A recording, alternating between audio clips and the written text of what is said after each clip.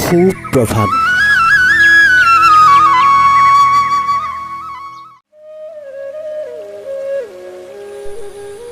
মানুহৰ জন্ম হয় সফল হ'বলৈকে।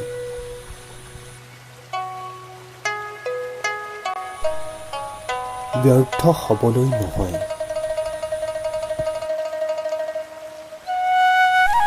আত্মবিশ্বাসী মানুহৰ জীৱনৰ সাফল্যৰ প্ৰথমটো সপোন। কথাষাৰ কৈছিল প্ৰখ্যাত দাৰ্শনিক হেনৰী ডেভিড থৰোৱে। আপোনাৰ দিনটো শুভ আৰু মংগলময় হোৱাৰ কামনাৰে